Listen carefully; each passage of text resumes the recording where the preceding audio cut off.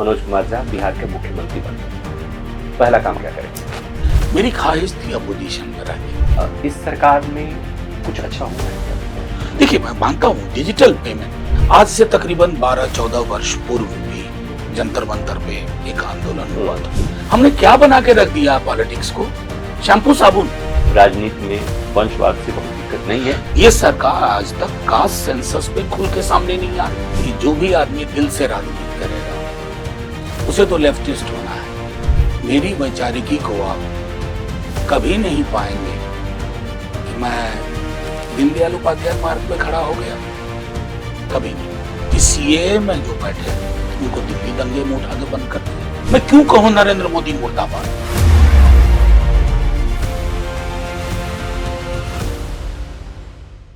नमस्कार, अनकोट के पॉडकास्ट में आज एक बार फिर आपका स्वागत है। आज हमारे साथ एक ऐसे मेहमान हैं जो राजनेता हैं, सांसद हैं, और वो संसद में जब बोलते हैं तो उनकी कही हुई बात, बोली हुई बात केवल संसदीय प्रक्रिया का हिस्सा नहीं बनती, वो राष्ट्रीय विमर्श का मसला बन जाता है। सड़क पे चर्चा होती है, टीवी चैनल्स में चर्चा होती है, और उसी से देश की सियासत भी कई बार प्रभावित होती है। राष्ट्रीय जनता दल के राज्यसभा सांसद मनोज कुमार झा जी, स्वागत है आपका। शुक्रिया, बहुत बहुत। हमने कहा कि राजनेता हैं, राजनेता के साथ साथ अध्ययन अध्यापन में प्रोफेसर हैं, और एक ऐसा आदमी जो सियासत पर भी बोलता है, समाज पर भी बोलता है, जाति पर भी बोलता है, ब्राह्मणवाद पर भी बोलता है, मनुवाद पर भी बोलता है, और साथ ही साथ राजनीति में वंशवाद पर भी बोलता है। शुरुआत हम आज के तात्कालिक मुद्दा जो है आज का, उसी से करेंगे। मनोज जी, जंतर मंतर आपके घर से कुछ 1-2 किलोमीटर की दूरी पर है, और आज करीब 14 दिन हो गए वहाँ पर सैकड़ों लोग, हजारों में कहूँगा तो होगा कि बहुत ज़्यादा नंबर बढ़ा के बोल रहे हैं, लेकिन कई 100 लोग बैठे हैं, और उसमें करीब 20 से अधिक लोग, सोनम वांगचुक जो इस देश के नायक हैं, इसे ब्रॉडली स्वीकार किया जाता है, उनके साथ साथ करीब 2 दर्जन 22-23 बच्चे, युवा अनशन कर रहे हैं, खाना पीना छोड़कर। आप तो क्या देख रहे हैं? युवाओं का मसला है, और ये एक ऐसा मसला है जिससे सब प्रभावित है। आप भी प्रभावित होंगे, आपके भाई भी प्रभावित होंगे, पड़ोसी भी प्रभावित होगा, सत्ता पक्ष विपक्ष सारे बच्चे प्रभावित हैं।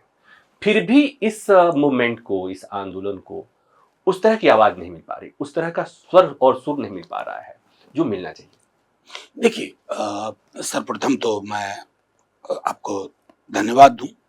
मेरे भी जहन में एक सवाल आया था आपको पूछने का, इसका नाम अनकोट क्यों रखा। वो बाद में मैं पूछूंगा, क्योंकि मुझे नाम अच्छा लगा।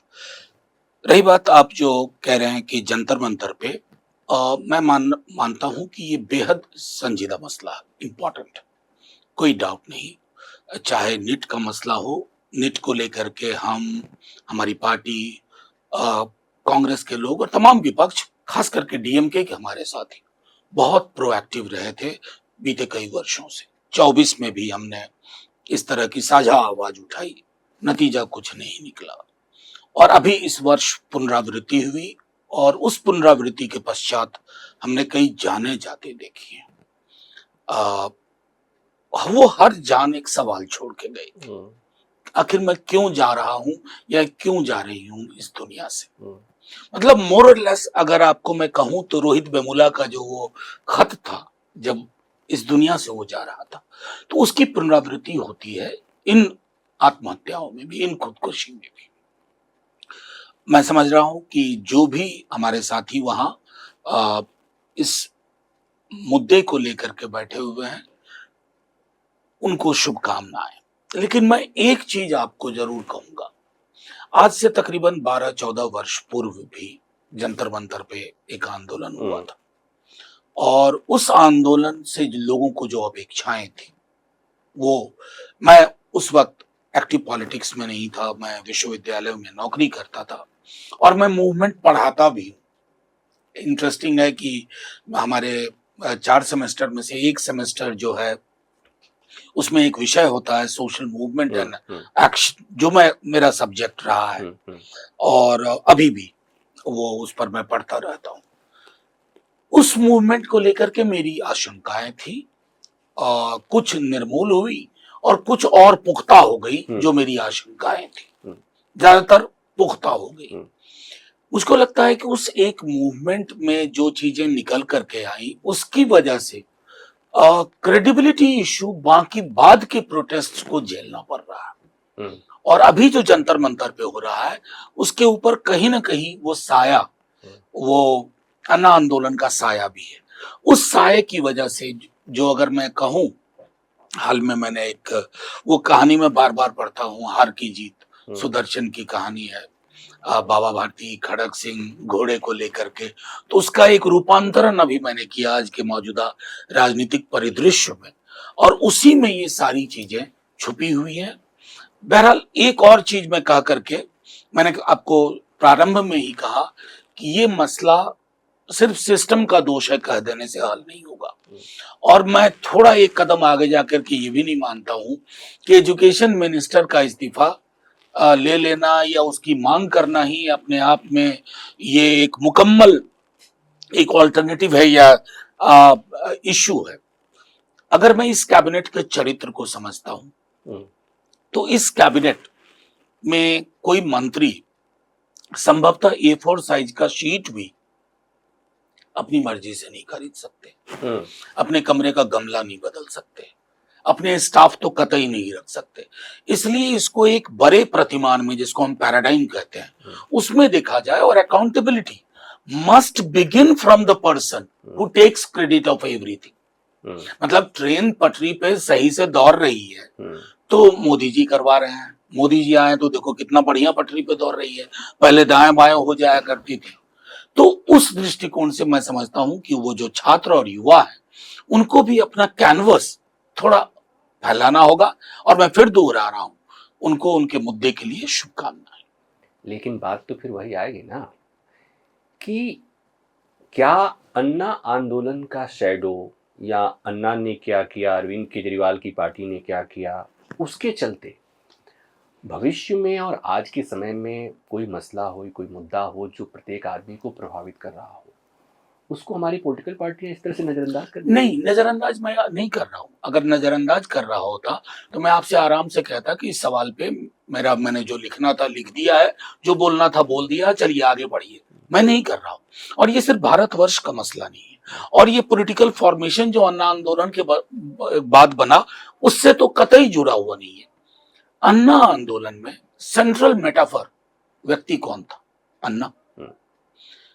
मैंने एक पीस लिखा था, द अनगांधीयन गांधी, क्योंकि मैं गया था जंतर मंतर अपने कोलीग्स के साथ डीयू से। मुझे वहां का सिंबॉलिज्म, बल्कि यूं कहूं प्रतीकों की व्यवस्था, स्लोगन्स का चरित्र, मुझको उसमें एक ऐसा आभास हो रहा था कि ये किसी और के लिए पिच तैयार किया जा रहा है। अभी जो जंतर मंतर पे हो रहा है, तस्वीरें तो आप देख रहे होंगे। नहीं, अब वही मुझे पूरा कर लेने दीजिए। तो उसकी वजह से अगर अन्ना में इतना, मैंने लिखा था, मैं दोबारा दोहरा रहा हूं, a movement as a spectacle, तमाशा। आंदोलन स्वतः स्फूर्त होता है। इस बार मैं फिर भी मानता हूं कि ये बच्चे जो इकट्ठा हुए हैं थोड़े स्वतः स्फूर्त है। लेकिन उस वक्त को अगर मैं देख रहा था तो मीडिया का एक बड़ा हिस्सा, पूरी की पूरी उसकी पॉलिटिकल इकोनॉमी सब लगी हुई थी, और अन्ना के इर्द गिर्द एक ऐसा आभा मंडल, उस आभा मंडल ने देश को क्या दिया कालांतर में। उस आभा मंडल का केंद्रीय पुरुष, केंद्रीय चरित्र अन्ना, बाद के बड़े बड़े विषयों पे उनकी चुप्पी वो संशय पैदा करती है कि वो ऑर्गेनिक नहीं था वो आंदोलन। अब आते हैं इतिहास से वर्तमान में। इसमें तो एक नायक बैठा हुआ है, सोनम वांगचुक बैठे हुए हैं, और सरकार को छोड़ दिया जाए तो ब्रॉडली देश उन्हें नायक मानता है। नहीं, अब देखिए उसमें कोई दो मत नहीं।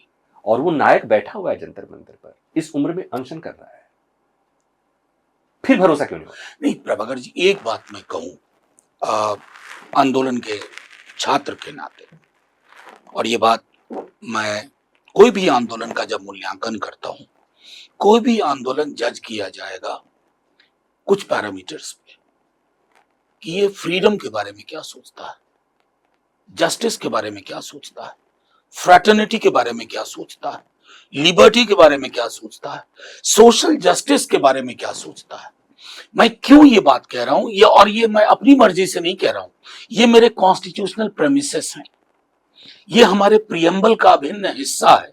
तो कोई भी आंदोलन, कोई भी इस प्रकार की जो भी कोई भी चीज एंटिटी आती है, मैं चाहूंगा कि उस पर अपनी बातें स्पष्ट करें। एपिसोडिक एंगेजमेंट की भूमिका है, मैं उससे इनकार नहीं करता कि अगर मैं मसलन आप मेरे कमरे में घुसेंगे तो सीवर डेथ्स मेरे लिए एक महत्वपूर्ण विषय रहा है संसद में। लगभग हर सत्र में प्राइवेट मेंबर्स बिल भी दिया, लेकिन सीवर डेथ पर भी चर्चा करने को अगर उसको हम व्यापक अपनी जातिगत संरचना से नहीं जोड़ पाते हैं और उसको एक बड़े कैनवस पे नहीं उकेर पाते हैं, तो इसका मतलब हमारे अंदर अभी संपूर्णता का अभाव है। एक वही मैं कहना चाहता हूँ। एक मसला पेपर एक के बाद एक लीक होना शुरू हुआ। अब बच्चे जो प्रोटेस्ट कर रहे हैं, जो आंदोलन कर रहे हैं, अगर हम ये कंडीशन लगाएं तो उनके साथ तो जाती नहीं प्रभाकर जी, मैं ये कंडीशन नहीं लगा रहा हूं। मैंने कहा ना कि मैं आंदोलन, अगर आप किसी चीज को आंदोलन कहते हैं तो आंदोलन के बारे में जो हमारी समझ होनी चाहिए ना, वो समग्रता में होनी चाहिए। मैंने एक लाइन और कहा था, उस पर आपने गौर नहीं किया। एपिसोडिक इंटरवेंशन की भी गुंजाइश है। मैं वही कह रहा हूं, एपिसोडिक इंटरवेंशन की भी गुंजाइश है, लेकिन मैं चाहूंगा कि एक बार अगर इस मसले से आगे बढ़ करके ये लोग समग्रता में इन चीजों को ले जाएं, क्योंकि ऐसा नहीं है कि पेपर लीक आपके देश के शिक्षा की पॉलिटिकल इकोनॉमी से जुड़ा हुआ है। इस बार भी हैंडलर पकड़े गए मेरे लखीसराय में, मतलब कहां हो रहा है और लखीसराय में हैंडलर पकड़े जा रहे हैं। तो ये पूरा एक जो आर्किटेक्चर है, बच्चों के साथ ही नहीं, एक्सप्लॉयटेशन का जो आर्किटेक्चर है, जहां इनको लगता है कि उनको इम्यूनिटी है, उसके लिए समग्रता की आवश्यकता होगी। इसलिए मैंने एपिसोडिक और समग्रता का फर्क किया था। तो अब जब इस मामले में इसे आप एपिसोडिक कह रहे हैं और कह रहे हैं कि इसकी जरूरत है और इसकी गुंजाइश भी है, अब कल को या अभी भी मैं आता हूं उस मसले पर, दूसरे मसले पे आ रहा हूं कि आपकी गाड़ी में, हमारी गाड़ी में, पूरे देश में शिकायतें आ रही हैं कि गाड़ियों में माइलेज कम हो गया, इसलिए कि पेट्रोल में ये सरकार जो पेट्रोल ब्लेंडेड पेट्रोल दे रही है इथेनॉल के चलते, तो गाड़ियों का माइलेज कम हो गया, गाड़ियां खराब हो रही हैं। अब इसको लेकर भी कोई आंदोलन अगर खड़ा करेगा तो आप उसे भी एपिसोडिक ही कहें? नहीं, उसको आंदोलन मत कहिए। देखिए, आंदोलन को लेकर के अच्छा, शब्द से प्रॉब्लम है। ये शब्द नहीं, आंदोलन एक विशद चीज है। मैं उस संदर्भ में कहना आंदोलन हटा देते हैं। हाँ, देखिए, मैंने कहा आंदोलन हटा देते हैं, एपिसोड प्रोटेस्ट कहेंगे, आप प्रोटेस्ट कर लीजिए, पहलकदमी आप कह लीजिए। ठीक है, जंतर मंतर को अगर हम प्रोटेस्ट कहेंगे तो कोई नहीं अगर, लेकिन फिर भी आप मुझे मूल्यांकन करने को कहिएगा, क्योंकि आप मुझे एक पॉलिटिकल पर्सन के रूप में, एक टीचर के रूप में, एक स्टूडेंट के रूप में आप मुझसे जानना चाहते हैं। तो जरूरी नहीं कि मैं वही बात बोलूं जो शायद आपको कर्णप्रिय लगे, आपको अच्छा लगे। नहीं चाहिए मुझे, बिल्कुल नहीं। मैं इसलिए कह रहा हूं, इथेनॉल वाला भी मसला, ये मैं एक छोटे विजिट के लिए ब्राजील गया था, इथेनॉल वाला प्रयोग वहीं सबसे पहले शुरू हुआ, लेकिन संशय वहां भी है।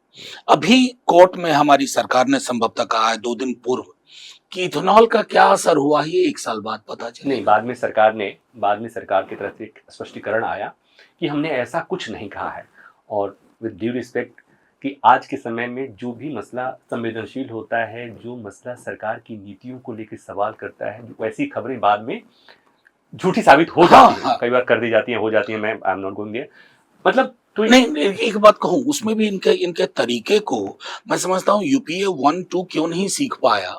इनका तरीका बड़ा अद्भुत है। ये सोर्सेस के माध्यम से खबर चलाते हैं, और वो खबर कैसे होती है मैं बताऊं। आप कभी बचपन में तालाब में बैठ के ऐसे गिट्टी मारे थे कि कितनी तरंग, कितनी बार वो गिट्टी या टुकड़ा पत्थर का वो कितना पैदा करता है, तो उसमें अगर किसी का 5 बार हुआ तो वो हीरो है, 6 बार, तो ये उस तरह से गिट्टी मारते हैं। लगा कि तरंग फेवरेबल जा रही है तो आगे बढ़ेंगे, तरंग थोड़ी अनफेवरेबल हुई तो ये कहेंगे कि वो तो सोर्सेस की बात थी, वी नेवर सेड सो। लेकिन कोर्ट की खबर थी, इसमें सोर्सेज की बात नहीं थी। सबसे बड़े मीडिया नेटवर्क, मतलब इंडिया टुडे ने भी चलाया था, टाइम्स ऑफ इंडिया ने भी चलाया था। संयोग से आजकल मैं रोज कोर्ट नहीं जाता हूँ, इसलिए मेरे पास फर्स्ट हैंड इन्फॉर्मेशन नहीं थी। तो टाइम्स ऑफ इंडिया ने चलाया और इंडिया टुडे ने चलाया, तो उसमें लिखा हुआ था पूरी तरह से कि सरकार ने कहा है कि जो एक्सपेरिमेंट चल रहा है अभी भी एक्सपेरिमेंट स्टेज में है और इसके नतीजे अगले साल तक आएंगे। ये खबर जब चली, जाहिर सी बात है सब लोग शौक में थे कि भाई ऐसे कैसे हो सकता है।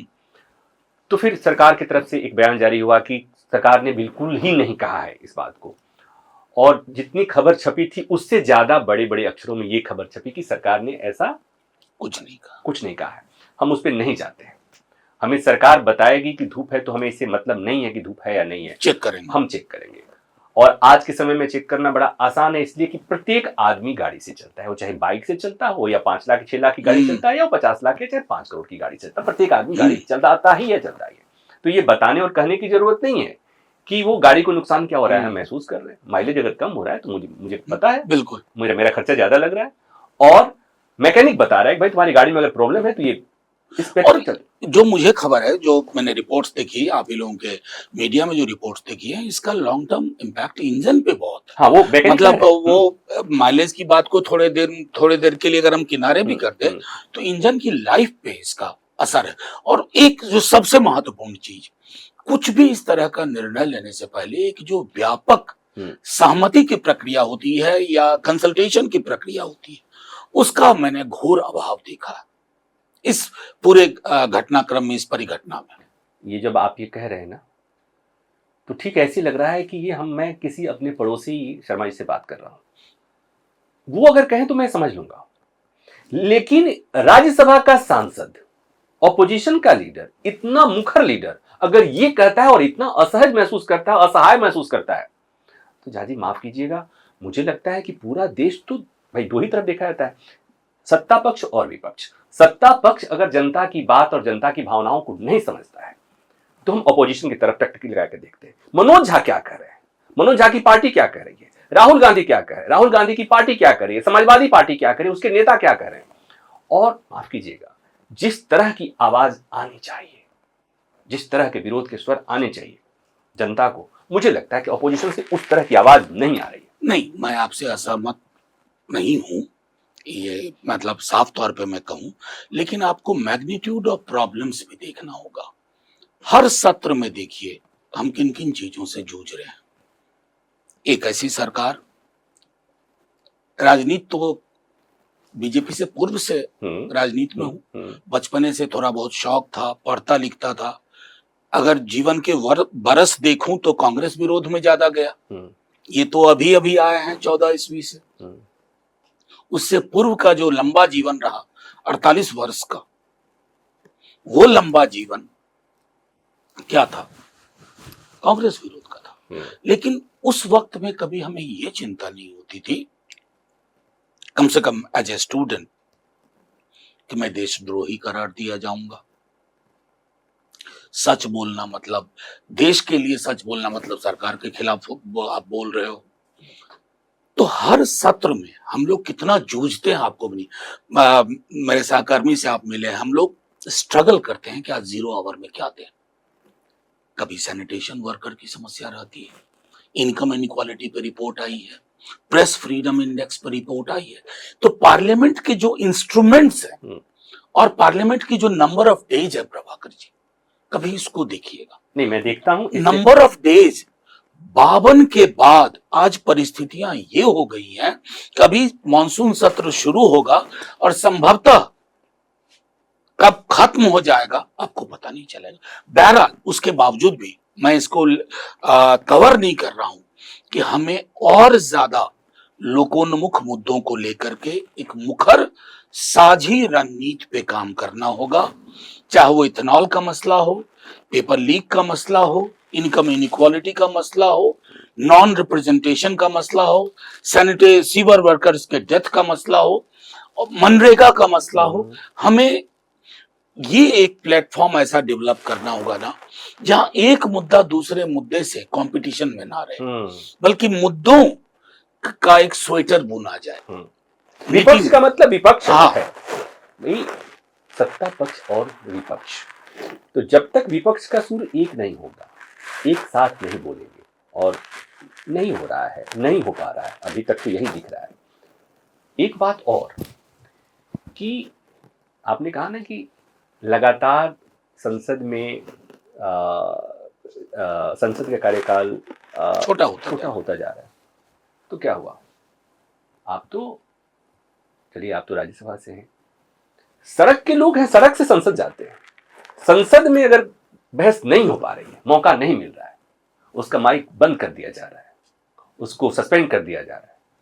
सड़क को तो अभी तक हमारे देश में इतनी बुरी स्थिति तो नहीं, सड़क तो खुली है। आपको इसी पर एक उदाहरण मैं छोटा सा दे देता हूं। ये जंतर मंतर पे जो हमारे साथी युवा लोग बैठे हुए हैं, आज से तकरीबन एक महीना आज हुआ है। 3 जून को संभवतः उनकी प्रेस कॉन्फ्रेंस हुई थी। 6 को बैठे थे, उसके पहले किए थे। हाँ, 3 तारीख को। आज 1 महीना पूरा का पूरा। मैं उनमें से एक पत्रकार को जानता हूं जिनकी राइटिंग से मैं वाकिफ था। उन्होंने अप्रोच किया, मैंने बुकिंग के लिए, चूंकि एमपी बुकिंग कर सकता है, और मैं अक्सर कॉन्स्टिट्यूशन क्लब के लिए बुकिंग करता हूं, कोई भी अगर आ जाए, मैं ना भी जानूं तो मैं अगर उनके इश्यूज देखता हूं या उनके क्रेडेंशियल से वाकिफ हूं। उस दिन मेरे उस चिट्ठी की वजह से, जिस पर कॉकरोच जनता पार्टी की पीसी हुई, पूरे मीडिया इकोसिस्टम ने, मीडिया इकोसिस्टम ही क्या कहो, पूरा एक जो लार्जर नॉन मीडिया इकोसिस्टम भी है, नॉन सोशल मीडिया, मुझे विलन बनाया। ये खतरे हमें पहले नहीं थे। मैं क्यों कह रहा हूं ये? सड़क पे ऐसा नहीं है विपक्ष नहीं सोच रहा, लेकिन आपने सड़कों का हाल ये कर दिया कि सीए में जो बैठे उनको दिल्ली दंगे में उठा के बंद कर दिया उस बिला पे आपने।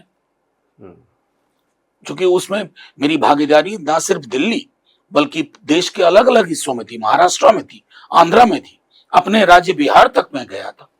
आपने फिक्टिशियस फॉल्स केसेस लगा दिए। तो ये जो राज्य का अथॉरिटेरियन कैरेक्टर है, ये सिर्फ विपक्ष की बात अब नहीं रही। एक स्पॉन्टेनियस लाउड नो लोगों को भी करना होगा। वो विपक्ष के साथ करें। वो कहते हैं ना, नरसिम्हा राव जी का एक फेवरेट फ्रेज था, with you, without you, in spite of you. तो लोगों को यह तय करना होगा, with you that means opposition, without you that means opposition, in spite of you that means opposition. वो परिस्थितियां पैदा करनी होंगी, तब शायद ये जो खतरे मंडराते रहते हैं आमतौर पर विपक्ष पे या युवाओं पे, छात्रों पे, कि यूएपीए लग जाएगा।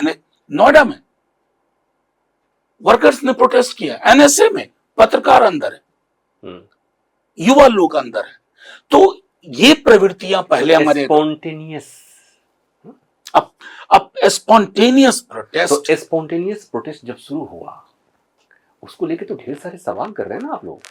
नहीं, ये जंतर मंतर स्पॉन्टेनियस तो है, ये कॉकरोच तो स्पॉन्टेनियस तो है। मैं आपको क्यों कह रहा हूं प्रभाकर जी, स्पॉन्टेनियस जब एक मास लेवल पे होता है ना, तो किसी भी सरकार को अपने तौर तरीके बदलने पड़ते हैं। ये मास लेवल लेकिन होगा कैसे? जिस दिन होगा ना, हमें आपको शायद खबर भी नहीं होगी।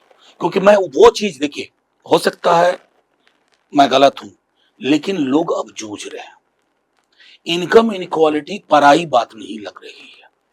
लोग उसको अपने और अपने पड़ोस के एक बड़े घर को देख रहे हैं। इस तरह की चीजें जब लोगों के मन में घर कर लेती है, तो लोग सोचते हैं, और विधायिका में उम्मीद नहीं दिखे, लगे कि हम भेज रहे हैं, पार्लियामेंट का सत्र ही नहीं हो रहा, या विपक्ष परपेचुअल शत्रु की तरह एड्रेस किया जा रहा। तो जनता, और ऐसा नहीं कि मैं पहली बार ये कह रहा हूं, लोहिया कह के गए, जेपी ने यही कोशिश की 75 में। जेपी का समय अलग था, यूपी और लोहिया का समय अलग व्हाट्सएप नहीं था, तभी नहीं समय था। आज जिनके बच्चों ने नीट की परीक्षा में सफर किया, जिनके बच्चों ने यूजीसी की परीक्षा में सफर किया, जिनके बच्चों ने और परीक्षाओं में सफर किया, सीयूटी की परीक्षा में सफर किया, उनको कोई फर्क नहीं पड़ता है। ये वो दौर नहीं है प्रभाकर जी, ये वो दौर नहीं है। चूंकि उनको सुबह सुबह जो व्हाट्सएप की सुबह होती है, व्हाट्सएप की शाम होती है, उन्होंने उनको उनके कॉग्निटिव फ्रेम को कंट्रोल किया हुआ है। लेकिन रोटी का सवाल अब घर कर रहा है। जिस बच्चे को लेकर के आज उनको चिंता नहीं है कि अरे कोई बात नहीं, अगली परीक्षा दे लेगा, कितने लोग ये सोच पाएंगे? मैं जानता हूं एक परिवार जो मेरे संपर्क में था अभी, उसने अपने 2 कट्ठा खेत बेचे थे बेटी को ट्यूशन पढ़ाने के लिए, कोचिंग दिलवाने के लिए। नए सिरे से उसको शुरू करना होगा, तो इसका थ्रेशोल्ड होता है Prabhakar ji. Maybe we have not reached, लेकिन उस थ्रेशोल्ड से पहले हमारी सरकार और हम जैसे विपक्ष भी, हमें ये सावधान रहना होगा, क्योंकि वो जो स्पॉन्टेनियस प्रोटेस्ट होगा ना, वो किसी के सिर्फ कंट्रोल से नहीं आएगा और किसी को नहीं छोड़ेगा, किसी को नहीं छोड़ेगा। ये मैं खुद रीअफर्म कर रहा हूँ, किसी को नहीं छोड़ेगा। एक आपने बात कही थी कि ठीक है, संसद ने कहा कि सड़क पर आवाज, फिर कह रहे हैं कि सड़क पे आवाज उठाओ तो देशद्रोही कहलाएगा। मनोज झा को भी डर लगता है? नहीं, देखिए, अब डर तो मैं नहीं कहूंगा, कतई नहीं लगता, लेकिन एक एहसास जरूर होता है। मैं एक छोटा उदाहरण दूं। पटना में हम लोग जब स्टूडेंट थे तो प्रोटेस्ट करते थे तो कभी इस बात की चिंता नहीं हुई। जाहिर है पैसे नहीं होते थे तो हमें पुलिस अरेस्ट करके क्या करती थी, पटना से दूर एक फतुहा जगह, वहां छोड़ाती थी। जेब में पैसे नहीं, आप पैदल चल के आओ, या फिर बिना टिकट घुसने की कोशिश करो, फिर एक और जुर्म करो उस प्रोसेस में, या तो बस की छत पे बैठ के आओ या ट्रेन में लटक के आओ। आज की परिस्थितियां ये हो गई हैं, डर नहीं लगता है, लेकिन एक एहसास होता है कि चीजें दुर्गम मुश्किल क्यों होती जा रही है मेरे देश में। अच्छा, अब मैंने कहा कि केवल सियासत की बात नहीं करेंगे। मनोज कुमार झा हैं, झा जी, और झा जी बात करते हैं, उसके बाद ऊपर से राष्ट्रीय जनता दल में आप उसके प्रवक्ता हैं। बहुत बार आपको मैंने देखा है कि आप जाति व्यवस्था पर बहुत मुखर होकर बोलते हैं, और यही मैं देखता हूँ आपके लिए नीचे टिप्पणियाँ आती है, कमेंट आते हैं, तरह तरह कमेंट आते हैं। क्या आपको कभी लगा कि ये आपका जो झा सरनेम है, ये कभी आपको परेशान करता है? आपने जो कि कल का आज भी बात हो रही थी, आपने कहा कि आपने कोई तैयारी नहीं की थी, ये सवाल मुझे व्यथित किया। आपके ठीक सामने एक किताब है, मैं बाद में दिखाऊंगा। मैंने व्हाइट मेंस प्रिविलेज पे पढ़ा, और ये मैंने पढ़ा एमए के बाद, एमए एमफिल के दौरान, और मुझे लगा कि हिंदुस्तान में बहुत कम काम हुआ है प्रिविलेजेस को स्क्रूटनाइज करने का, एग्जामिन करने का। तो एक प्रमुख अंग्रेजी दैनिक में मैंने लगभग हाफ पेज में लिखा, बाद में उसको एक मैगजीन में लिखा, माय नैपसैक ऑफ प्रिविलेज। देखिए, इतनी दफा ये बात मैं कह चुका हूं कि ऐसा नहीं है कि पॉलिटिक्स में आने के बाद, पॉलिटिक्स में आने से बहुत पूर्व इन सवालों पर सोचना, वो प्रेमचंद कहते हैं ना, बिगाड़ के डर से ईमान की बात नहीं करोगे क्या, तो वो उसी तरह की चीज है। मैं अक्सर एक उदाहरण देता हूं कि मैं अपने क्लास का सबसे अव्वल छात्र नहीं था, बल्कि मेरे हिस्से में फर्स्ट आना कम हुआ, सेकंड थर्ड तक आता रहा। फर्स्ट अगर मैं कहूं तो शायद एक बार कभी आया और फिर दोबारा नहीं आया, सेकंड थर्ड फोर्थ बल्कि एक आध बार। मेरी क्लास में मैं फर्स्ट जनरेशन लर्नर नहीं था। मेरे माता पिता दोनों विश्वविद्यालय में थे, और मेरी क्लास में बहुत लोग फर्स्ट जनरेशन लर्नर थे। उनमें से अधिकांश दलित या पिछड़ी, अत्यंत पिछड़ी जातियों के थे। असफलताएं आती हैं किसी के भी जीवन में, मेरे भी आई। प्लस 2 में अच्छा नहीं किया, लेकिन मेरी असफलता में मेरे पास कवच था। वो सिर्फ कास्ट का प्रिविलेज नहीं था, कास्ट और क्लास का कॉम्बिनेशन था, और उस प्रिविलेज ने मुझको फिर से एक मौका दिया। बहुत लोगों को फिर से एक मौका नहीं मिला। की संभावना नहीं रहती है। और उस दोस्त ने कहा कि तुम बहुत बार मेरे बारे में बोल चुके हो, अब मत बोलना। तो वो दोस्त छूट गया पीछे, और इस तरह के कई दोस्त छूट गए। तो ये मैं समझता हूं कि भारतवर्ष में भी, हिंदुस्तान में ये एक जागृति है। जैसे मैंने पार्लियामेंट में एक दिन कहा था, शायद शेक्सपियर ने कहा था ना, there is nothing in name. मैं कंफ्यूज कर जाता हूं कि शेक्सपियर का था कि वर्ड्सवर्थ का था, मैं थोड़ा कंफ्यूज कर जाता हूं। There is nothing in name but everything is there in the surname. अब मैं यहीं पर रुकूंगा और मेरा अगला सवाल के पहले मैं कुछ कहता हूं। मैं जो सोचता हूं ये कि आदमी के विचार, आदमी जो कहता है, लिखता है, बोलता है, वो अपने पूर्वाग्रहों से गाइड होता है। अक्सर हमने जो देखा, हमने जो सीखा, महसूस किया, वो धीरे धीरे हमारे को घर कर गया। आपने कहा कि आप के मम्मी पापा दोनों यूनिवर्सिटी प्रोफेसर थे, आप प्रिविलेज क्लास से आते हैं, आप प्रिविलेज, कभी आपने उस झाग के बारे में सोचा? आपने देखा कि जो प्रिविलेज जात कास्ट से तो आता है, उसी ट्रेन से आता है, जिस ट्रेन से आप फर्स्ट क्लास एसी में आते हैं, उसी ट्रेन के जनरल डब्बे में कई बार शौचालय में बैठ करके भूजा फांकते हुए वो आता है। आप जब उतरते हैं और टैक्सी से दिल्ली विश्वविद्यालय के गेस्ट हाउस आते हैं, यहाँ आते हैं पंडारा रोड के अपने बंगले में, उसी समय वो किसी हाई राइज सोसाइटी में 12,000 की नौकरी के लिए जाता है, या नोएडा के किसी फैक्ट्री में 12,000 रुपये की नौकरी करता है और लाठी खाता है उसमें। वहां पर जाति को किस तरह देखते हैं? नहीं, बिल्कुल प्रभाकर जी, आपने अच्छा हुआ ये सवाल पूछा। तो मैं अपनी क्लासरूम में थोड़ा जाता हूँ और मैं आपसे कहता हूँ, कई स्टडीज हैं, मतलब कई अध्ययन इस पर आ चुका है, रिसर्च आ चुका है। मैं इनकार नहीं करता कि अगड़ी जातियों में भी गरीबी है, मुफलिसी है, ये तथ्यात्मक है, लेकिन जाति में होने की वजह से वो गरीबी नहीं।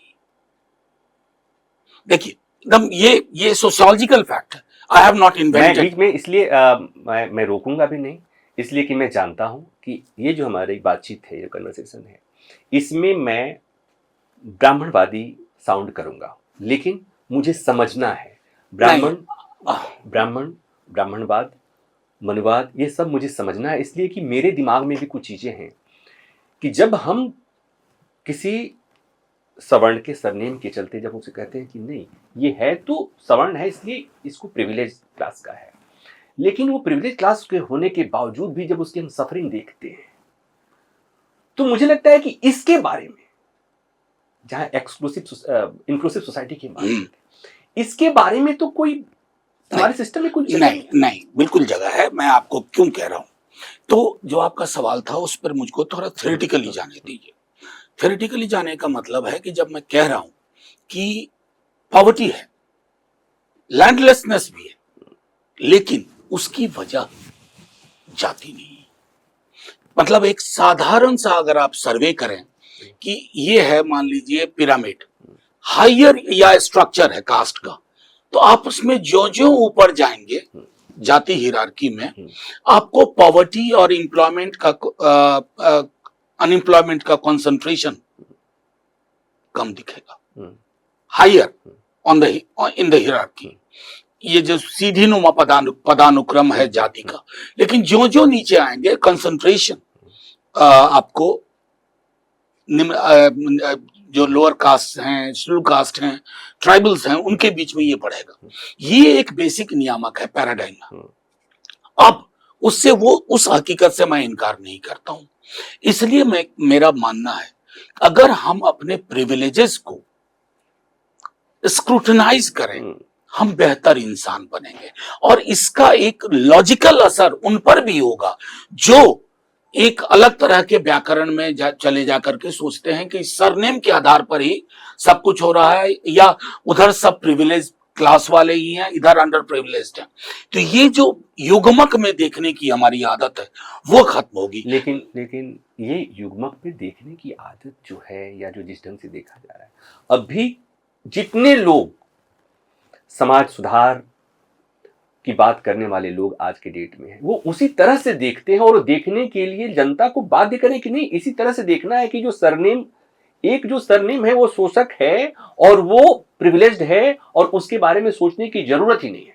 आपके ठीक पीछे यहाँ पेरियार की राइटिंग देखिए। पेरियार ने लिखा ना तो एक व्यापक दृष्टिकोण से लिखा। अंबेडकर साहब की राइटिंग लेकिन देखिए, उनको पढ़ा नहीं नहीं जाता है व्यापक। अब वो अलग मसला है। मैं कह रहा हूं आजकल ऐसे ज्ञानी लोग हर तरफ हैं जो बिना पढ़े एक विचार रखते हैं, बिना पढ़ाई के, बिना अध्ययन के विचार रखना वैसा ही है जैसे आप हीरा के नाम पर एक नकली हार पहन करके प्रदर्शित करें कि आपने हीरा पहना हुआ है। उसके लिए आपको अध्ययन की जरूरत होगी। अगर आप अंबेडकर साहब का, मैं तो कहता हूं कि जो लोग एनाहिलेशन ऑफ कास्ट नहीं पढ़ सकते, नहीं पढ़ा है, वो वेटिंग फॉर द वीजा पढ़े या महादेव गोविंद रानाडे लेक्चर पढ़े। वो सेल्फ प्यूरिफिकेशन एक्सरसाइज होगा प्रिविलेज्ड क्लास के लिए और अनप्रिविलेज्ड क्लास के लिए। लेकिन दिक्कत आज के दिनों में सोशल मीडिया में ये है कि हम राय बनाने से पूर्व कभी नहीं विचार करते हैं कि मेरी जो ये राय है ये तथ्य पर कितना ठहरेगी, एविडेंस पे कितना ठहरेगी, ये महत्वपूर्ण है। आपने इसके पहले एक बात कही थी कि हमें जो प्रिविलेज क्लास उसकी पहचान करनी, और ये केवल जाति और सरनेम से नहीं होगा, प्रिविलेज क्लास तो सब जगह है। लेकिन फिर एक बात याद आती है मुझे कि देश के पूर्व मुख्य न्यायाधीश जस्टिस गवई ने एक बात कही थी कि मैं एससी क्लास से आता हूं, मेरे लड़के को आरक्षण क्यों चाहिए। और इसलिए उन्होंने कहा कि जिस तरह से ओबीसी में वो है, क्रीमी लेयर का कंसेप्ट है रिजर्वेशन में, उस तरह से एससी एसटी में भी ओबीसी क्रीमी लेयर की व्यवस्था जैसी व्यवस्था लगनी चाहिए। और उसके बाद देश में आंदोलन खड़ा होगा। नहीं, मुझे एक बात बताइए, मैं गवई साहब हमारे फॉर्मर चीफ जस्टिस हैं और आजकल मैं कंटेम्प्ट वगैरह को बहुत नहीं सोचता हूं क्योंकि मैंने कृष्णा अय्यर को पढ़ लिया है। कंटेम्प्ट नाम की कोई चीज, वो मैं सिर्फ इतना कहना चाहता हूं, गवई साहब जैसे कितने लोग हैं इस देश में। देखिए, समाज विज्ञान एविडेंस पे चलेगा, व्हाट्सएप पे नहीं चलेगा।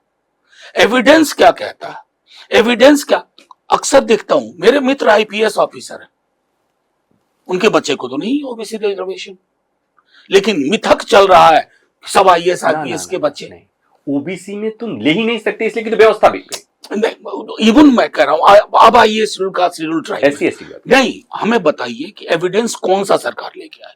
ये सरकार आज तक कास्ट सेंसस पे खुल के सामने नहीं आ रही। इसे पता है कि ये जो व्हाट्सएप फॉरवर्ड्स पे चीजें चल रही हैं, लोगों का माइंडसेट किया जा रहा है या लोगों को एविडेंस से दूर किया जा रहा है, साइंटिफिक टेम्पर से दूर किया जा रहा है, वो सारी कलई खुल जाएगी। एक बार एविडेंस तो आने दीजिए। लेकिन एक चीज बताए ना, क्या ये सच नहीं है, क्या ये सच नहीं है कि जब जस्टिस गवई ने ये बात कही, अपने लिए भी कहा, एक जजमेंट में भी उन्होंने एक राय दी थी, उसके बाद उसे इस तरह से प्रचारित किया गया सारी पार्टियों के द्वारा, उसे इस तरह से प्रचारित किया गया कि एक ये है कि रिजर्वेशन छीनने की, हटाने की, एससी एसटी से रिजर्वेशन लेने की। नहीं, बिल्कुल मैं आपकी बात समझ गया। लेकिन प्रभाकर जी, मैं यहाँ उनका एडवोकेट बन के नहीं बैठा हूँ जो सोशल मीडिया पे उत्पात मचाते हैं। मैं एडवोकेट हूं अपने कॉन्स्टिट्यूशनल पैरामीटर्स का, और उसी हिसाब से मैं आपके समक्ष रख रहा हूं कि हमारे लिए एविडेंस से बड़ा कुछ नहीं है। अभी कास्ट सेंसस में एविडेंस आएगा, फिर आपके अफर्मेटिव एक्शन में अगर उसके अनुसार परिवर्तन हो तो उचित है। जैसे मैं दूसरा विसंगति बताऊं इस सरकार की, और जिसको समाज के, ये आगे बढ़ने के पहले मेरे मन में एक सवाल है, मैं बस उसी में करके खत्म कर दूंगा। रोहिणी कमीशन आपने बनाया, मैं एक छोटी चीज पूछता हूं, आप हम भाई हैं, पिता माता गुजर गए तो जमीन का बंटवारा होगा, तो पहले ये तो होगा ना कि दाखिल खारिज में कहां कितना पड़ा हुआ है, तब जमीन का बंटवारा होगा। तो रोहिणी कमीशन आपने बना दिया कि ओबीसी में कैटेगरी बनानी, आपके पास कास्ट बेस ओनरशिप का डेटा ही नहीं, एविडेंस नहीं है।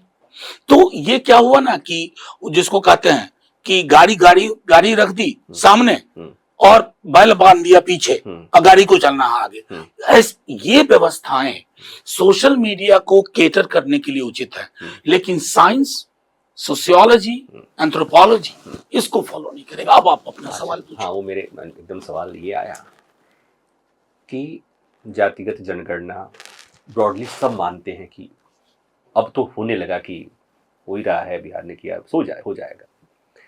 क्या आप उस स्थिति की कल्पना करते हैं कि मान लीजिए कि जातिगत जनगणना में अब तक जो, अगर जिसे आप प्रिविलेज क्लास कहते हैं, मान लीजिए जैसे मैथ में कहते हैं ना कि तो मान लिया जाए कि जातिगत जनगणना में हमारी संख्या हमारी शोषकों की संख्या, क्यों आप सोशल मीडिया पे नहीं बात कर रहे हैं?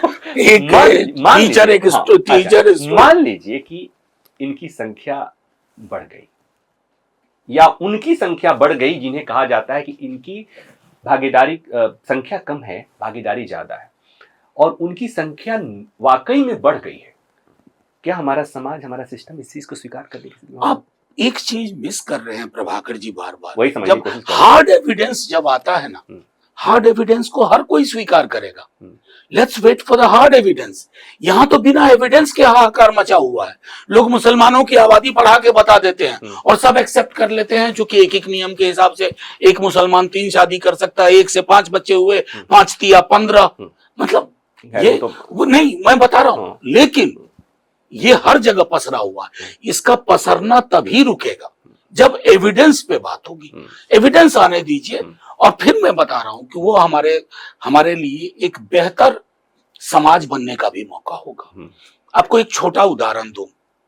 1960s में जब ब्लैक इमेंसिपेशन मूवमेंट हो रहा था, तो कई लोग कह रहे थे कि अमेरिका बर्बाद हो जाएगा, अमेरिकन सोसाइटी तहस नहस मच जाएगा। I consider America today a much more egalitarian society than what it was in 1960s. ये क्यों हुआ? क्योंकि अफर्मेटिव एक्शन एविडेंस के बेसिस पे आगे बढ़ा, और आज उनका कल्चर, उनकी सिनेमा, उनका म्यूजिक, उनका इवन न्यूज प्लेटफॉर्म। मैं तो न्यूज मीडिया का जिक्र नहीं किया। हमारे यहाँ तो आप लालटेन अगरबत्ती से मोमबत्ती से ढूंढने निकलो, मिलेंगे नहीं लोग।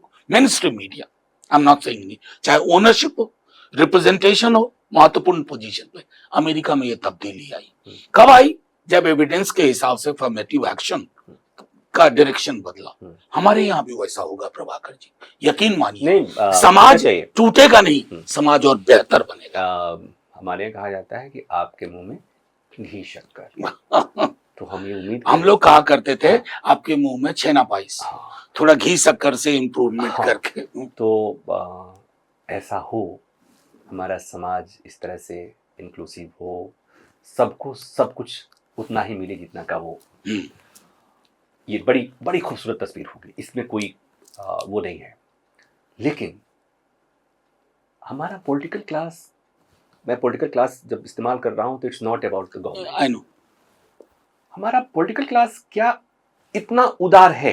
क्या जो चीजें हम बात अब कर रहे हैं, आपको नहीं लगता है कि केवल और केवल सरकार में आने, सत्ता में आने और सत्ता से बेदखल करने के इंस्ट्रूमेंट के तौर पर अभी देखा जाता है? जिस तरह की थिंकिंग होनी चाहिए इंक्लूसिवनेस की, जिस तरह सोसाइटी के विकास करने की, वो अभी भी हमारे पॉलिटिकल डिस्कोर्स में नहीं है। एक बात बताऊं प्रभाकर जी, आप तो एकदम अलग अलग विषय ले रहे हैं, लेकिन इंटरेस्टिंग बताऊं। मैंने कहा ना, मूवमेंट, रेवोल्यूशन पढ़ा है। मैं व्यक्ति को बहुत महत्व नहीं देता, सोशल फैक्टर्स को। मतलब थोड़ा मार्क्सिस्ट लगेगा, कई लोग आजकल मार्क्स के नाम पे चौंक जाते हैं।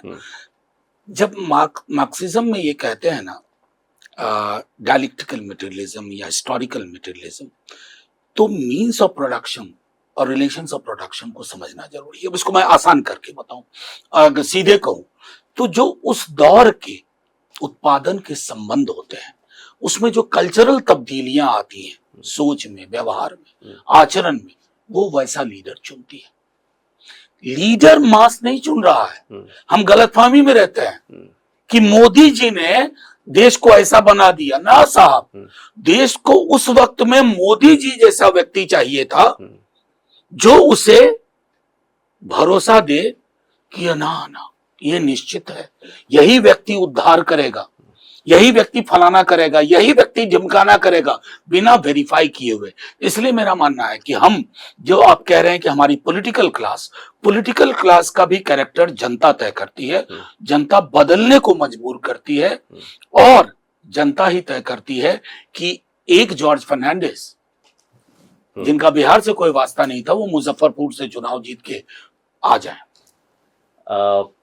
पहले कहा जाता था कि जैसा राजा वैसी प्रजा। राजतंत्र में राजा दयालु तो न्यायप्रिय, तो उसी तरह से प्रजा। ईमानदारी से और कहूं, चीज बात, कोई राजा कभी दयालु नहीं रहा है। ये कहानियां बचाई गई। ठीक है, कोई राजा नहीं रहा था उस समय, प्रजा भी वैसी रही। चीजें बदली लोकतंत्र में। अभी के समय में जैसी प्रजा वैसा राजा। नहीं, आप वही करेंगे? नहीं, मैं थोड़ा उसको गंभीरता से कह रहा हूं कि देखिए, अगर अभी आप देखें, हर क्षण एक बदलाव होता है लोगों की सोच में। वो बदलाव एक व्यापक रूप कब लेगा पता नहीं, लेकिन जैसे आज हम सोच रहे हैं कि ये तो चुनाव के लिए ऐसा कर रहे हैं, ऐसा होता नहीं है। जैसे मंडल कमीशन आया था तो लोगों को लगा कि ये एपिसोडिक है, लेकिन उसने हमारे लेजिस्लेचर का कैरेक्टर बदला ना, रिप्रेजेंटेटिव, मतलब ऐसी पॉलिटिकल पार्टीज को भी बदलने को मजबूर किया जो रेसिस्ट कर रही थी। जनता यही करती है।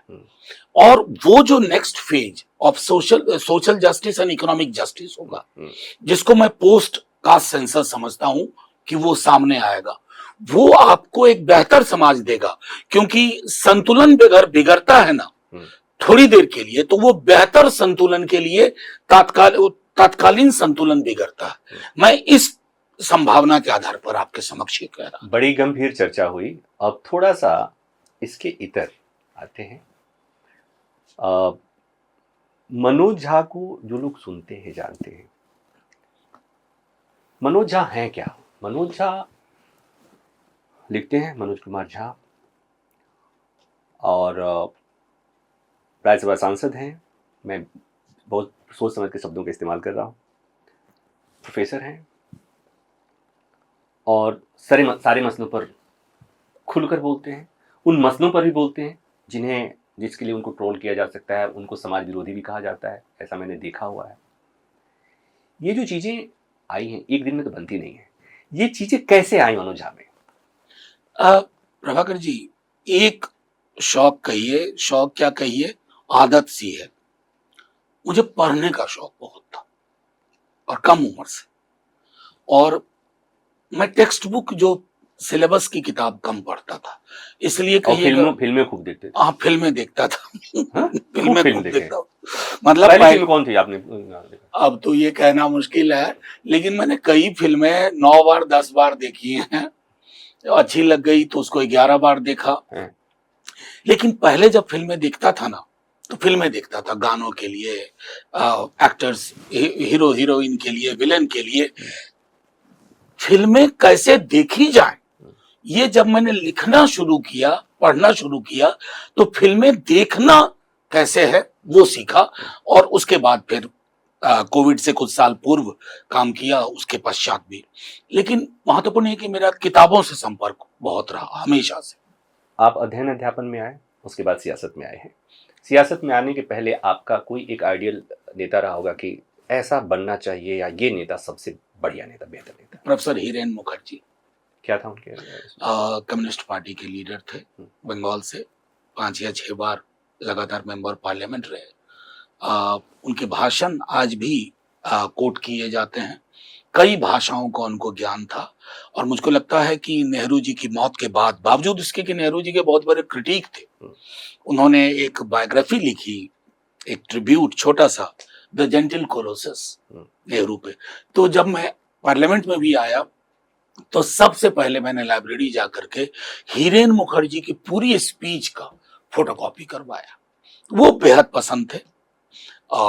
मतलब चूंकि आपने एक की बात कही, इसलिए मैंने। हीरेन मुखर्जी को आप पसंद करते थे, लेफ्ट, और फिर आप आरजेडी। देखिए, आपको मैं एक बात और कहूं, कई बार आवरण से पता नहीं चलता, RJD is more left than the left in Bihar है। मैं आपको ये कहूं, क्यों, एक लाइटर वेन में कहता हूं ये बात, सीताराम जी को बहुत पसंद थी। मैंने उनके मौत के बाद श्रद्धांजलि में भी ये बात बोली थी। बहुत दुखद मौत हुई, अचानक चले गए।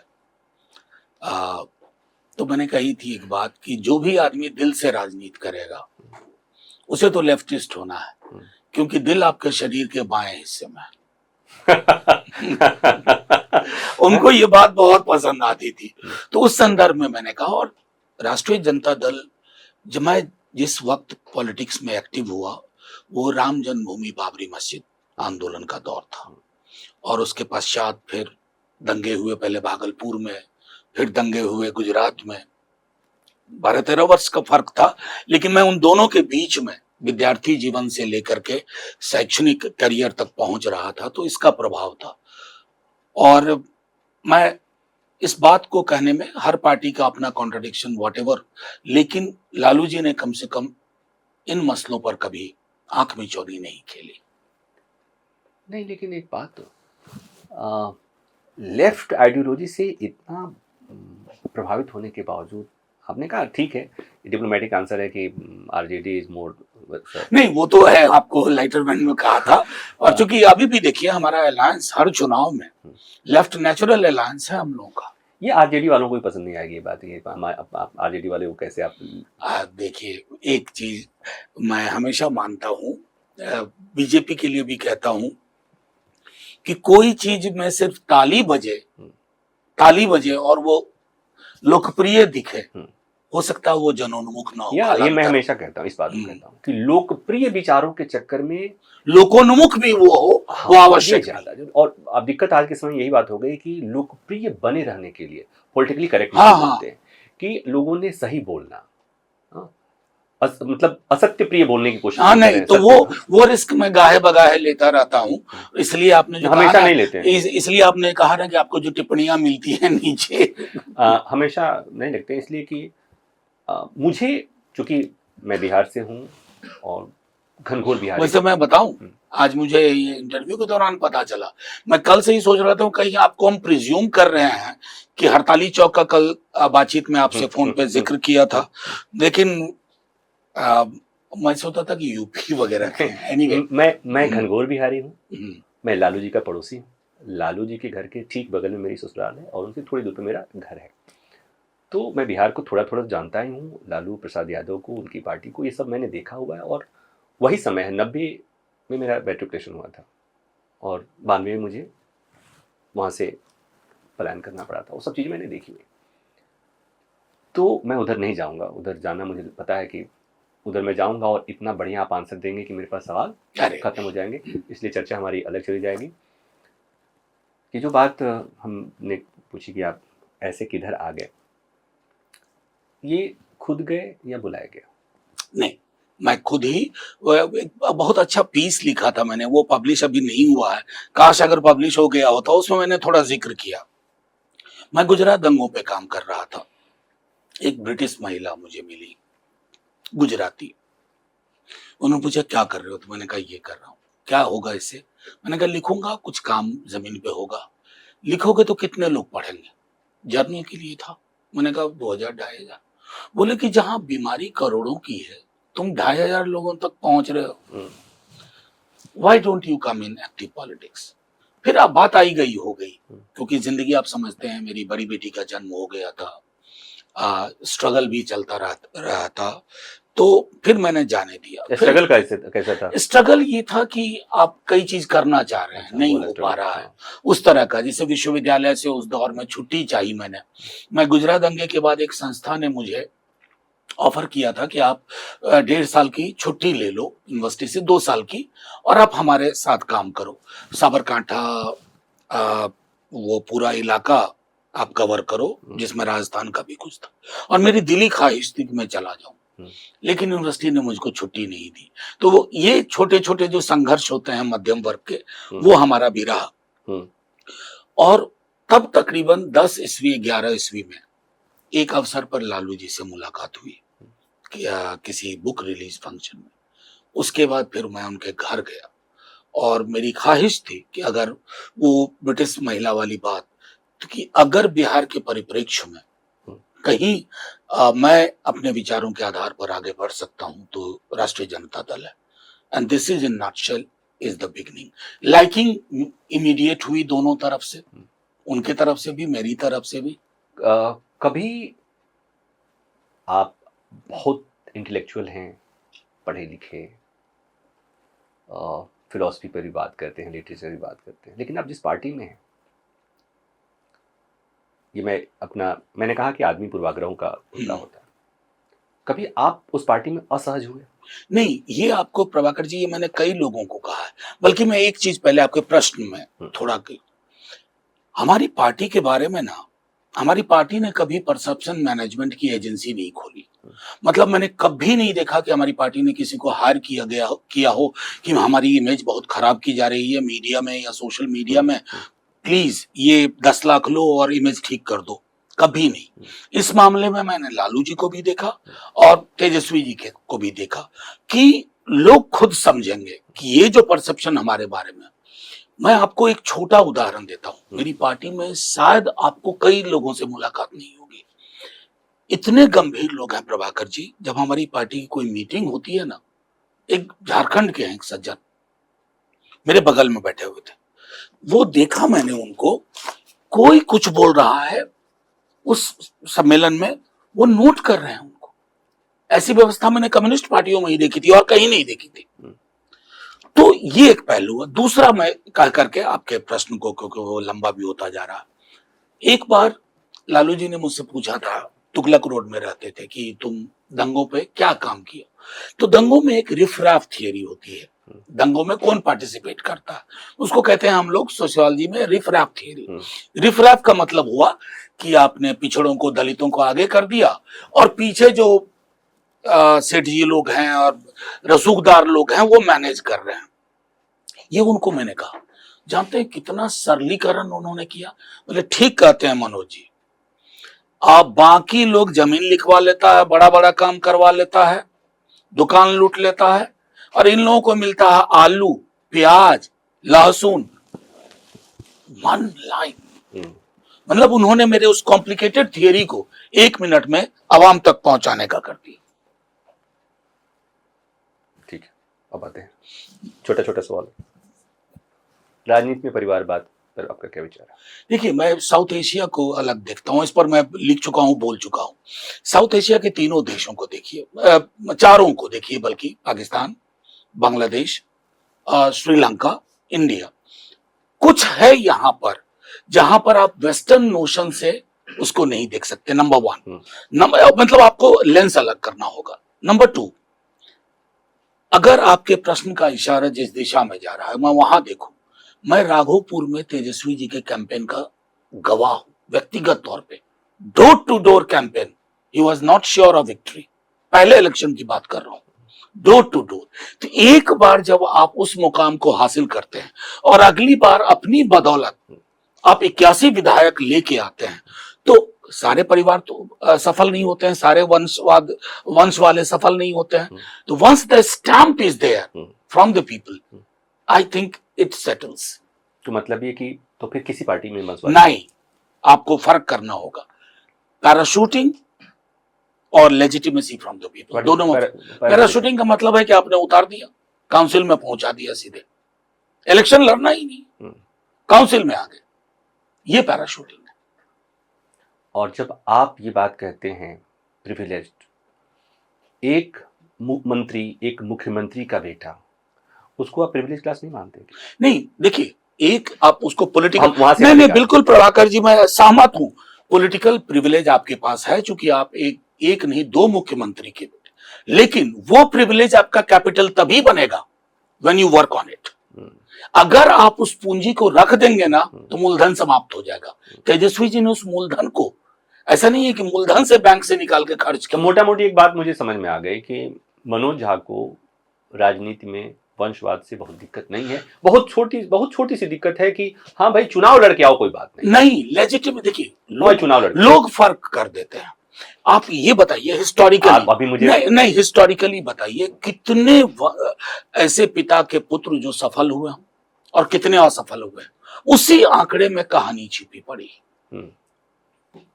ठीक है, मुझे ये पता था कि मैं ऐसे आदमी से बात कर रहा हूं जो आपको पता है कि इस तरह के सवाल आएंगे, तो कुछ सवाल ऐसे होते हैं जो पहले से पता है कैसे सवाल, तो उसके जवाब कैसे आते हैं, इसलिए मैं यहाँ पर मैं अपने सवाल छोड़ दे रहा हूं। अब एक बात बताइए, अपनी पार्टी के अलावा आपको देश का सबसे बढ़िया नेता, आपके अपनी पार्टी के अलावा कोई एक नेता का नाम? अभी अब मैं आपको एक बात कहूं कि एक कहना बड़ा मुश्किल है, क्योंकि दूसरे को लगेगा कि मेरा नाम नहीं लिया। और वैसे भी जीवित व्यक्तियों में मैं बहुत, आपको अगर कभी आप मेरा सोशल मीडिया देखते हो, मैं जीवित व्यक्तियों को जन्मदिन की मुबारकबाद नहीं देता सोशल मीडिया पे।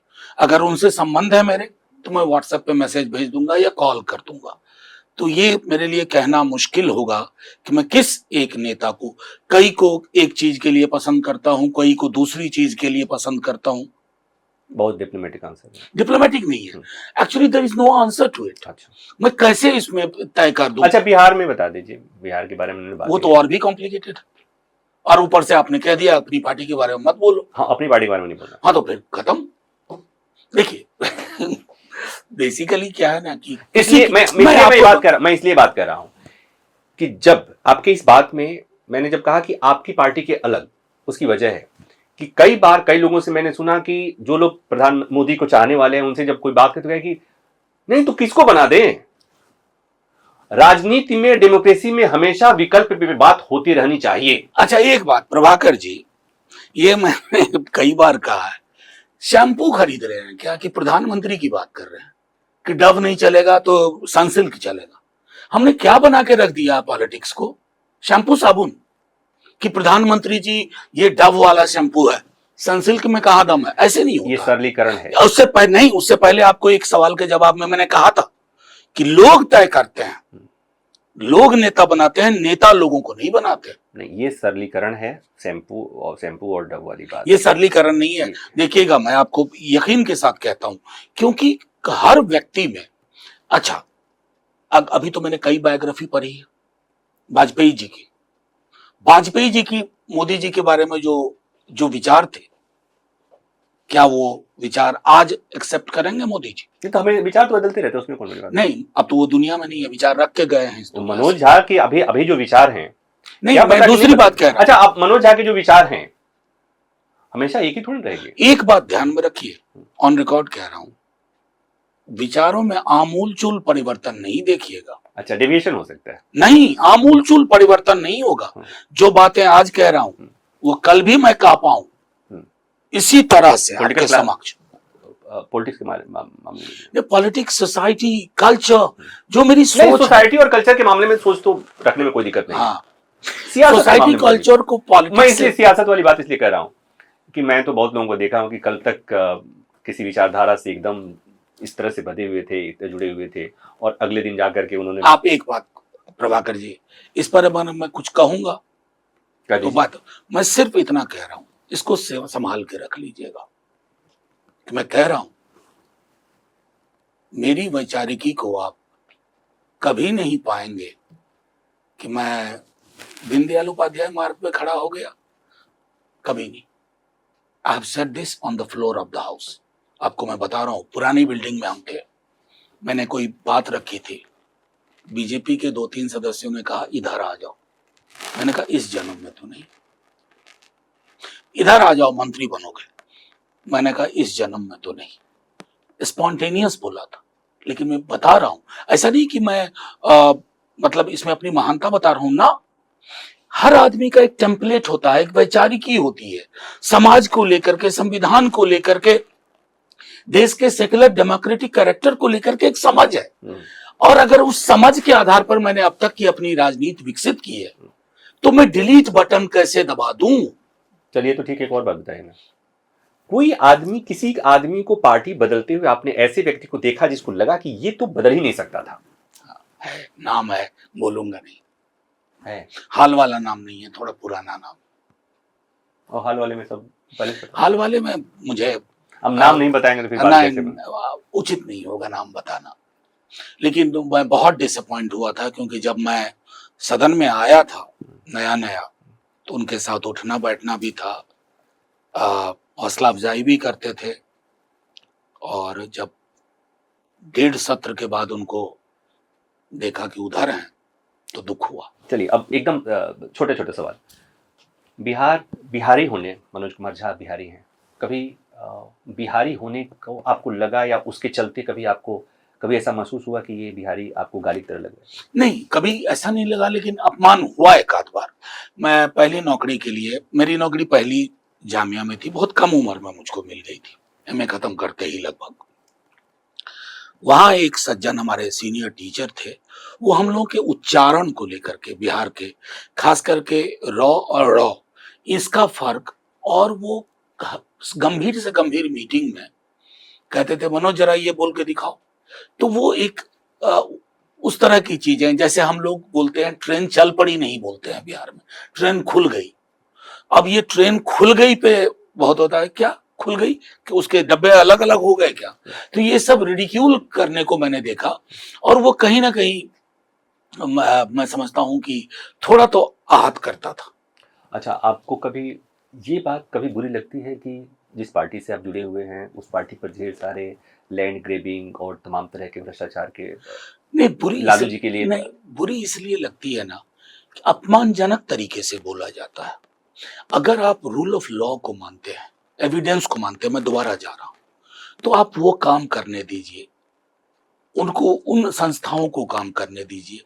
लेकिन लालू जी के लिए रेकार तेकार की जिस भाषा का इस्तेमाल होता है तेजस्वी जी के लिए, वो मुझे अपमानित करता। वो किसी के लिए करेगा, कल को मैं बताऊं मोदी जी के लिए भी कोई अगर इस्तेमाल करेगा तो मुझे बुरा लगेगा, क्योंकि मैं व्यक्तिगत तौर पे अगर मेरा वश चले, मैं तो पार्लियामेंट में एक चीज मूव करूं, ये पुतला दहन और मुर्दाबाद का स्लोगन भी बंद होना चाहिए।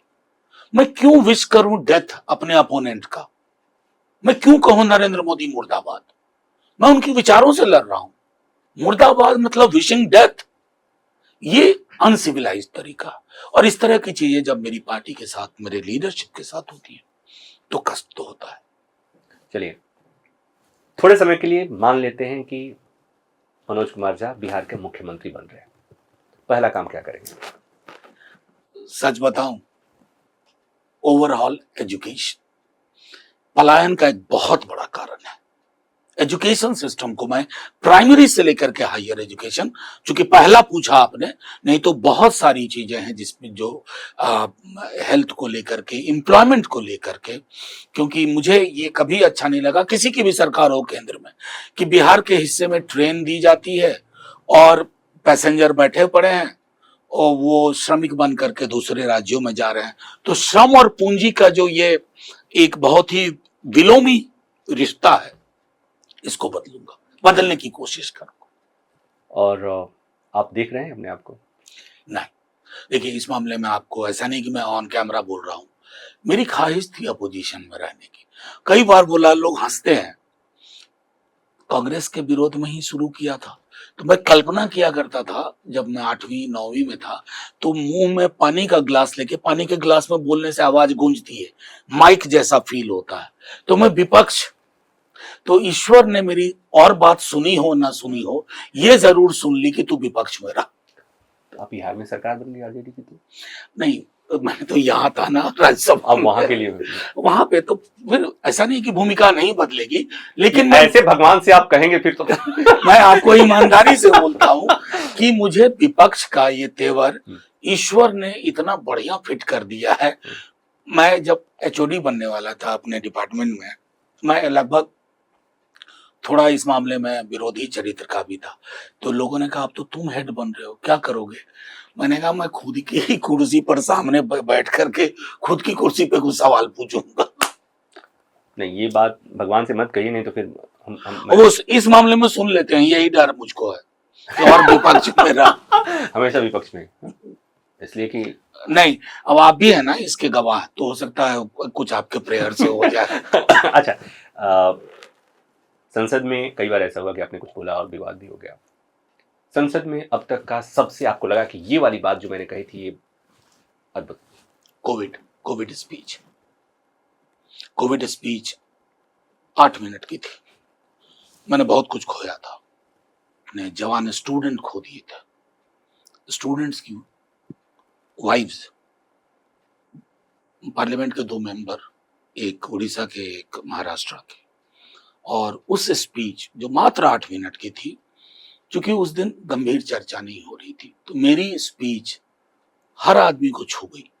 और मैं आपको बताऊं कि अपोजिशन तो अपनी जगह, I received calls from film industry, large number of actor, actress, directors. I received calls from member of the cabinet. और I was, मतलब आंसू नहीं आए थे, लेकिन चूंकि कोविड में हमने अपनी हेल्पलेसनेस भी देखी थी। जहां आप आज बैठे हुए हैं, यहाँ ऑक्सीजन सिलेंडर, मास्क, सैनिटाइजर वगैरह हुआ करती थी। पूरे दिन कोशिश करते थे तो 1 या 2 लोगों को कहीं एडमिट करा पाते थे, जगह नहीं थी। वो एक कलेक्टिव हेल्पलेसनेस था। और उसके बाद फिर मैंने क्रेडिट लेने की होड़ देखी, तो मुझे लगा कि ये फेलियर 47 से लेके अब तक की सभी सरकारों का है। जिस सदन में आप हैं, राज्यसभा में, इसको उच्च सदन कहते हैं बौद्धिक लोगों की, आपको क्या वहां खटकता है? कुछ ऐसा लगता है कि देखिए, बहसों की गंभीरता में बहुत कमी आई है। पहली चीज, मैं सिर्फ सत्ता पक्ष विपक्ष को नहीं बनाना चाहता। दूसरा, सत्ता पक्ष और विपक्ष जितना मैंने पुराना जब पढ़ा है, इस तरह एनिमी लैंग्वेज में बात नहीं होती थी, शत्रुता की जुबान में बातचीत होती है। और ये सारी चीजें, कल को मैं सदस्य हूं या ना हूं, ये भारतीय लोकतंत्र के लिए ठीक नहीं है, क्योंकि सरकार किसी की भी आएगी, विपक्ष में कोई और रहेगा। लेकिन अगर ये नया सामान्य हो जाता है, तो वो मैं अक्सर देखता हूं कि और एक तो मैं समझता हूं छोटी पार्टियों के लिए वक्त का संकट। हम जैसी पार्टियां को बहुत कम वक्त मिलता है, तब मुझे याद आता है कि कई बार डिस्क्रिशन होता है प्रिजाइडिंग ऑफिसर्स का या सत्ता पक्ष और विपक्ष का। अगर मैं देखूं 52, 57, 62, 67, 72 तक, तो वो कोई ऐसा कैलेंडर नहीं फॉलो होता था या टाइम पीस नहीं। ठीक है, इनको ये बातें कहनी है और ये बेहतर कर सकते हैं, तो उनको थोड़ा मौका दिया जाए। नाम लेके पूछूंगा, आम आदमी पार्टी के एक सांसद राघव चड्ढा स्पीच देते थे पार्लियामेंट में, राज्यसभा में, तो आपने भी सुना होगा, तो देश भर के लोग बड़े क्या। तो जब राज्यसभा में कोई बहुत बेहतर बोलता है ना, तो लोगों की उम्मीदें बढ़ जाती हैं। उसके बाद एक समय आया कि राज्यसभा राघव चड्ढा ने अपना पाला बदल दिया। मनोज झा को लेकर भी लोगों के मन में सवाल उठता होगा। मैं दोबारा दोहरा रहा हूँ, एक बार जवाब दे दिया है आपकी बात का। नहीं, लोगों के मन में हम आपसे पूछ नहीं रहे। हाँ, तो मैं उन लोगों को आश्वस्त करना चाहता हूँ कि जिस भूमिका में आप जहां मुझे देख रहे हैं, आप उसी भूमिका में देखेंगे, कम वोट में। चलिए, ऑपोजिशन का नेता कभी भी सरकार की तारीफ नहीं करते ऑलमोस्ट, लेकिन आपने एक बड़ी अच्छी बात कही थी कि आप मुर्दाबाद जैसे प्रधानमंत्री के खिलाफ भी अगर शब्द बोले जाते हैं, इस तरह के शब्द, तो आपको दिक्कत है। इस सरकार में अगर मैं कहूँ कि आपको कोई एक नेता मंत्री जो पसंद हो बीजेपी का, आप क्यों चाहते हैं कि अगर एक का नाम लो तो बाकी लोग कहेंगे हमने क्या बिगाड़ा था तुम्हारा? आप अगर मुझसे ये पूछ लें कि मेरी दोनों बेटियों में से मैं किसको प्रेफर करता हूं या किसकी सलाह, तो मैं उसका भी जवाब नहीं दूंगा। नहीं, वो तो मैं पूछूंगा ही नहीं ना, मैं इसलिए कह रहा हूं कि कुछ चीजें होती है ना, भीतर रहनी चाहिए, है ना, लेकिन होंगे ना। हाँ, है कुछ लोग ऐसे हैं, 1-2 लोग तो निश्चित तौर पे हैं, जो अभी भी पुरानी अवधारणाओं को महत्व देते हैं। इसमें आप समझ गए होंगे। चलिए, इस सरकार में कुछ अच्छा हुआ है तो आप बताएं। देखिए, मैं मानता हूं डिजिटल पेमेंट, ये इसको मैं मतलब मैं बहुत कॉन्फिडेंट खुद नहीं था, मैं ई बैंकिंग में नहीं गया था, लेकिन डिजिटल पेमेंट का मैं अब यूज कर रहा हूं, तो मैं मानता हूं डिजिटल पेमेंट का पेनिट्रेशन हुआ है। लेकिन अगर सरकार का मूल्यांकन होगा ना, तो एक एपिसोड पे नहीं होगा, सरकार का मूल्यांकन होगा कई सारी मसलों पर, और उस मूल्यांकन पर अगर होता है तो ये डिजिटल जो पेमेंट का जो इंटरवेंशन है, दायरा बढ़ना है ना, वो छुप जाता है नाकामियों में। चलिए, देश का अगला प्रधानमंत्री किसे देख रहे हैं? फिर बड़ा मुश्किल है, जो काम जनता का है वो काम मुझे मत दीजिए। नहीं, लेकिन मैं ये मानता जरूर हूं, जो भी होगा या जो भी हो, प्रोग्रेसिव हो। We badly need a progressive prime minister. आपके प्रोग्रेसिव की परिभाषा क्या है? प्रगतिशील, जिसको संविधान की समझ हो, संवैधानिक सरोकारों की सिर्फ सतही अंडरस्टैंडिंग ना हो, जो इस बात को समझे कि ये देश संविधान की रवायतों को आलिंगनबद्ध किए बिना ये एक नहीं रह सकता। अब एक बात बस आपके इस जिस जहाँ हम बैठे हैं उसके हिसाब से बहुत सारी किताबें आपने पढ़ी, एक किताब जो सबसे ज्यादा प्रभावित हुई इस किताब से, एक किताब, ज्यादा नहीं। ये बड़ा मुश्किल है, मैं अक्सर कहता हूं, लेकिन फिर भी मैं एक किताब, हिंदी में एक किताब है, मतलब वो मेरे बहुत फेवरेट ऑथर हैं, राही मासूम रजा। कौन किताब? टोपी शुक्ला। क्या है उसमें? अरे अद्भुत कहानी है, आज पढ़िएगा तो लगेगा कि आज ही के बारे में है, जबकि वो बीते दौर की बात है। कम्युनलिज्म पे है, संप्रदायवाद पे है। एक फिल्म जिसे सबसे ज्यादा प्रभावित हुआ। आप मुश्किल में डाल रहे हैं, चारों तरफ फिल्मों के बीच में हूँ, एक को चुनूं। इसीलिए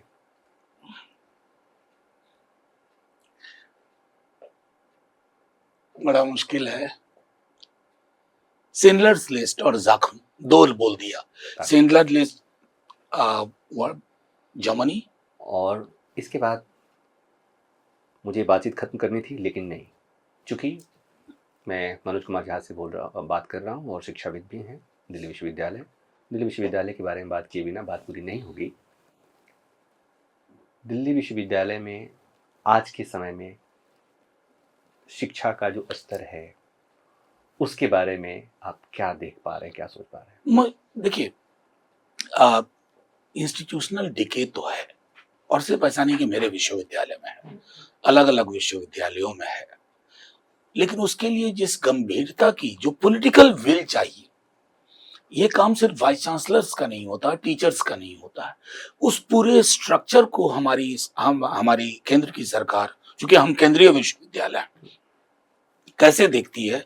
जैसे मैं एक बात बताऊं, छोटा उदाहरण आप समझ, सीयूईटी से पूर्व मेरे विभाग का या बाकी विभागों का सत्र 15 से 16 जुलाई तक शुरू हो जाता था, अब कभी अगस्त से पहले शुरू नहीं होता। आखिर ये हुआ क्यों? मैं समझता हूं कि उच्च शिक्षा को लेकर के, यूनिवर्सिटी एजुकेशन को लेकर के प्रधानमंत्री जी को स्वयं ये सोचना होगा कि यूनिवर्सिटी का मतलब क्या है। विश्वविद्यालय में विश्व शब्द सिर्फ आभूषण नहीं है, वो वैश्विक दर्शन का हिस्सा है, तो उसको संकीर्णता के दायरे में ना लाया जाए। ये कोशिश अगर वो करें तो सफल रहे। मैं अमूमन मुझे लगा था कि हम इस बातचीत को कम समय में निपटा देंगे, लेकिन अभी भी बहुत सारी बातें हैं जो हम कर सकते थे, लेकिन समय की एक सीमा है। एक बार फिर मिलेंगे, और आपने इतना समय दिया हमारे को, अनकोट को। जाते जाते बता दूं, अनकोट क्यों? अनकोट कुछ चीजें होती हैं जो कोटेड होती हैं, और कोटेड जो होती हैं वो उसमें अपने आप में कहने वाला कुछ कहता है, उसको समझने के अलग अलग उसका अलग अलग तरीका हो सकता है। तो अनकोट की हमारी कोशिश ये कि मनोज झा ने कहा तो कुछ है, लेकिन वो जो कहा है उसका मतलब क्या है। उदाहरण दे देता हूं कि जब आपने ठाकुर का कुआं पढ़ा संसद में, तो आपने पढ़ा ठाकुर का कुआं, ओम प्रकाश वाल्मीकि ने जो लिखा था उसे आपने अपने हिसाब से पढ़ा, आपको समझने वालों ने अलग ढंग से समझा। बीइंग जर्नलिस्ट, अगर मैं उसे कोट करूं, अनकोट करूं, तो मैं उसे बताऊंगा कि मनोज झा क्या कहना चाहते थे उस कविता के द्वारा। पढ़ने उनको जरूरत क्यों पड़ी थी उसको पढ़ने की।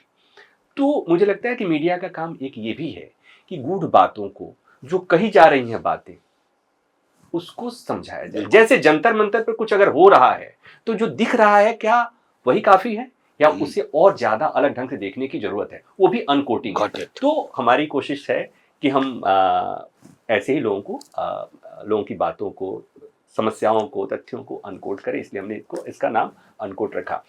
तो हमें उम्मीद है कि हमारी बातचीत आपको पसंद आई होगी सुनने के बाद।